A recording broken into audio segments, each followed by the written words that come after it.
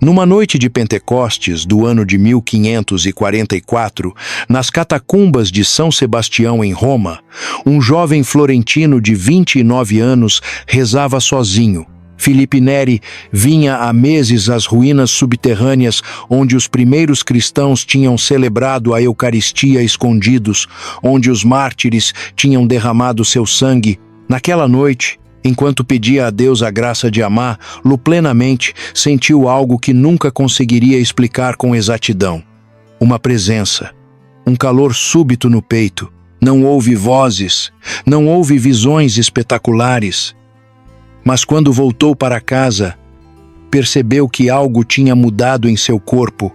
Seu coração batia de forma diferente, não apenas mais forte, mas de um jeito que não era normal. Com o tempo, as palpitações se tornaram tão intensas que ele precisava abrir a janela em pleno inverno para não sufocar com o calor que sentia por dentro. Décadas depois, quando morreu, os médicos encontrariam 2 costelas fraturadas e arqueadas, como se tivessem cedido à pressão de um coração anormalmente dilatado. Mas para Filipe, o que importava não era o fenômeno físico. Era o que aquilo significava. Ele tinha sido tocado por Deus de uma forma que o marcaria para sempre. Filipe nasceu em Florença, no dia 21 de julho de 1515. Era filho de Francesco Neri, um notário sem muitas posses, e de Lucrezia, que morreu quando Filipe ainda era criança. A madrasta que o criou era boa, mas a infância dele foi marcada pela ausência materna. Mesmo assim, cresceu alegre. Os vizinhos o chamavam de Pipo Buono. Filipe, o bom porque desde pequeno demonstrava uma bondade natural que não era comum. Estudou com os dominicanos de San Marco, o mesmo convento onde tinha vivido Savonarola, o pregador reformador que tinha sido queimado na fogueira décadas antes. Ali, Filipe aprendeu latim, filosofia, os rudimentos da teologia. Mas aos 18 anos, quando foi enviado para trabalhar com um tio rico em San Germano, algo começou a incomodá-lo profundamente. O tio não tinha filhos e prometia deixar tudo para Filipe. Seria uma vida confortável, segura. Mas Filipe olhava para aquela possibilidade e não sentia nada. Nem alegria, nem interesse. Apenas vazio. Foi numa capela em San Germano, diante do Santíssimo Sacramento, que ele tomou a decisão. Tinha 19 anos. Não ouviu voz alguma. Não teve revelação, simplesmente soube, com uma certeza interior que não vinha dele mesmo, que Deus o queria em outro lugar. Abandonou a herança sem hesitar e partiu para Roma. Não sabia o que faria lá, não tinha vocação sacerdotal ainda. Não pensava em fundar congregação ou tornar-se santo. Apenas sabia que precisava ir. Em Roma, conseguiu trabalho como tutor dos filhos de Galeotto Caxia, um funcionário da alfândega florentino. Galeotto era um homem bom, e deu a Filipe um pequeno quarto no sótão. Filipe dormia ali. Ensinava os meninos durante o dia, e à noite descia para as ruas de Roma, mas não para se divertir, para rezar. Durante 17 anos, de 1535 a 1551, Filipe viveu assim. Estudava teologia e filosofia por conta própria. Frequentava as aulas na Universidade La Sapienza sem estar matriculado. Lia Santo Agostinho e São Tomás de Aquino sozinho no seu quarto. Mas o que realmente o formava era a oração. Ele tinha desenvolvido uma devoção particular. Visitar as 7 basílicas principais de Roma a pé, rezando em cada uma delas. Às vezes levava um dia inteiro, às vezes a noite inteira. Caminhava descalço no inverno, jejuava, rezava o rosário pelas ruas desertas, mas era nas catacumbas que algo diferente acontecia. Ali, no silêncio absoluto, rodeado pelos ossos dos mártires, Filipe sentia uma presença que o enchia de consolação e, ao mesmo tempo, de terror santo. Não era medo de fantasmas, Era o medo de estar diante de algo maior do que ele podia compreender. Ele rezava horas seguidas, às vezes chorando sem saber porquê, às vezes tomado por uma alegria inexplicável. E foi justamente quando ele parou de procurar experiências extraordinárias que a experiência veio. Naquela noite de Pentecostes de 1544, Philip não estava pedindo milagres. Estava apenas rezando como sempre rezava. Mas Deus quis manifestar-se de uma forma única. O que aconteceu naquela noite? Philip nunca contou em detalhes. Anos depois, quando amigos próximos insistiram, ele disse apenas que tinha sentido um fogo entrar no peito e que desde então seu coração tinha ficado diferente. As palpitações começaram naquela noite. Durante o resto da vida, especialmente na missa e na oração, seu peito tremia visivelmente. Quem colocava a mão sentia calor intenso e batidas tão fortes que pareciam sacudir o corpo todo, mas Philip não se trancou numa cela para contemplar seus dons místicos. Fez exatamente o contrário. Começou a sair pelas ruas de Roma e a falar com as pessoas, especialmente com os jovens. Roma, naqueles anos, estava espiritualmente devastada. A reforma protestante tinha dividido a cristandade. Dentro da própria igreja havia corrupção, ignorância religiosa, escândalos. Muitos padres viviam em concubinato. Muitos bispos nunca tinham visitado suas dioceses. Os fiéis, desorientados, viviam uma fé superficial, misturada com superstições e vícios. Philip percebeu que não adiantava apenas denunciar os erros, era preciso oferecer uma alternativa. E a alternativa que ele ofereceu foi simples: amizade. Aproximava-se de grupos de rapazes que perdiam tempo nas tavernas, nas praças, nos jogos de azar. Não os condenava. Sentava-se com eles, conversava, ria, e aos poucos, sem que percebessem, ia despertando neles o desejo de algo maior. Quando vamos começar a fazer alguma coisa boa? Essa era a pergunta que repetia, e os levava para visitar os doentes no hospital de San Giacomo, para rezar nas igrejas, para conversar sobre Deus de um jeito simples, sem teologia complicada, sem moralismos. Aos poucos formou-se ao redor dele um grupo. Eram jovens, na maioria, mas também homens mais velhos, comerciantes, funcionários, até alguns nobres. Começaram a reunir-se regularmente num pequeno oratório, uma sala de oração acima da igreja de San Girolamo della Carità. Ali rezavam, cantavam salmos, liam as escrituras, ouviam palestras espirituais. Não era nada pomposo, nada institucional.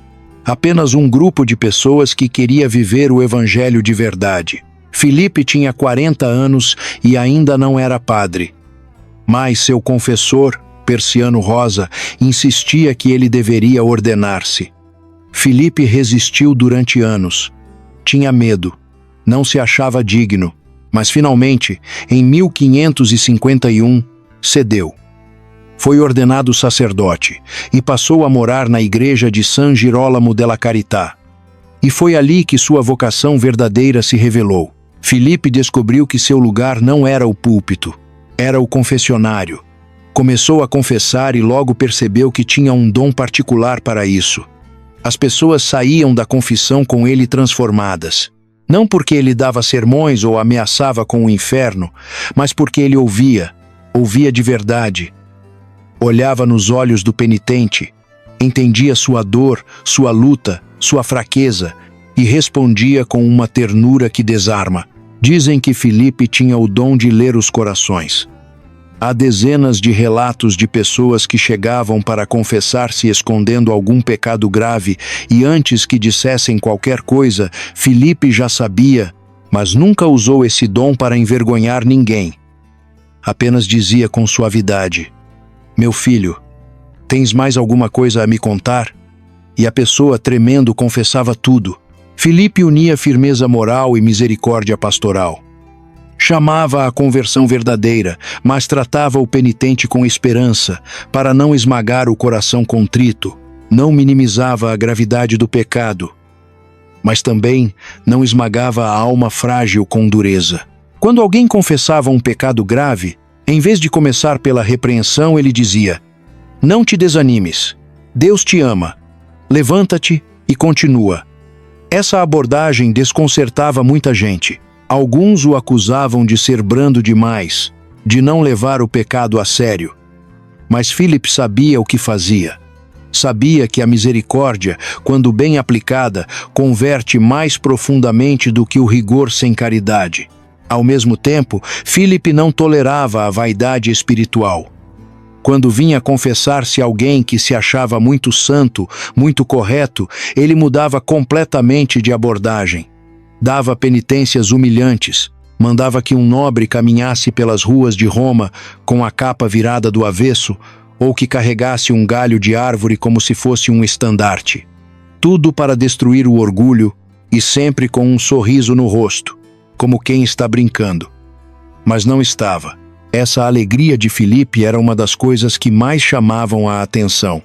Num tempo em que a santidade era associada à austeridade, ao jejum rigoroso, à sisudez, Filipe era o oposto. Ria alto, contava piadas, brincava.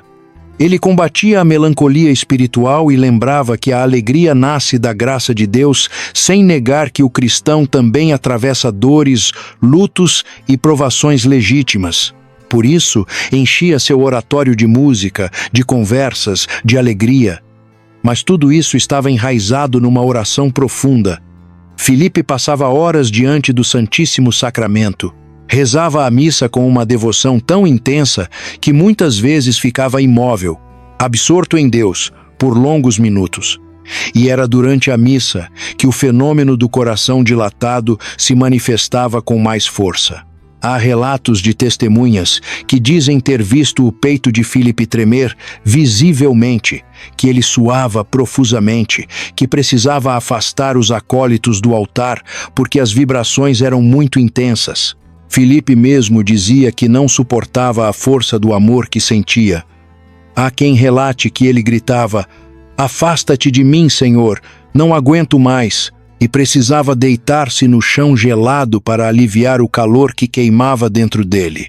A Igreja, porém, ensina que a santidade não depende de fenômenos extraordinários como esses, mas da caridade e da fidelidade a Deus na vida cotidiana. Mas Filipe também sofria de outras maneiras. Lutava contra tentações.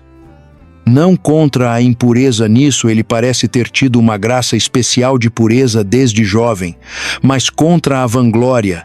Muitos o veneravam, queriam beijar suas mãos, pediam bênçãos, tratavam-no como santo em vida. Isso o atormentava. Para combater a vaidade, fazia propositalmente coisas ridículas, dançava na rua, usava roupas esquisitas. Deixava a barba crescer de um lado só do rosto, tudo para que o desprezassem. Também enfrentou oposições. Nem todos entendiam seu método. Alguns achavam suas reuniões no oratório suspeitas, inovadoras demais. Houve investigações, houve denúncias. Mas Filipe sempre se submeteu humildemente à autoridade da Igreja. Nunca se rebelou, nunca contestou. E aos poucos, até os que desconfiavam reconheceram sua santidade. Em 1575, o Papa Gregório XIII aprovou oficialmente a congregação do oratório. Filipe tinha 60 anos. Aceitou a aprovação, mas recusou qualquer título, não quis ser superior, não quis governar. Continuou apenas como padre, confessor, pai espiritual. E foi assim que viveu até o fim. Nos últimos anos, Filipe estava velho e doente, mas continuava confessando, rezando, orientando. Recusou 3 vezes o cardinalato. Quando o Papa insistiu, respondeu com respeito, mas firmeza: "Santidade, se vossa santidade quer me perder, nomeie-me cardeal." Não era modéstia falsa, era conhecimento de si mesmo. Sabia que não tinha sido chamado para governar, mas para servir. Na noite de 25 para 26 de maio de 1595, celebrou a missa como sempre. Confessou até tarde da noite. Depois, chamou seus filhos espirituais e disse: enfim, é preciso morrer. Deitou-se e, algumas horas depois, entregou a alma a Deus. Tinha 80 anos. Quando examinaram seu corpo, encontraram as costelas arqueadas e o coração dilatado, exatamente como ele sempre tinha dito. Não havia explicação médica.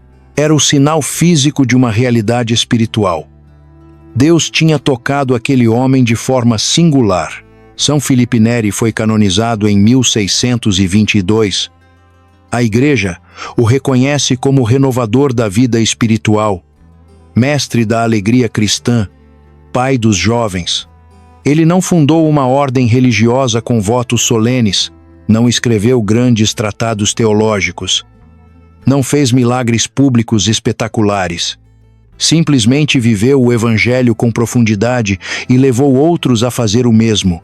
A vida de São Filipe Neri nos ensina que a santidade não está nos fenômenos extraordinários, mas na fidelidade diária a Deus.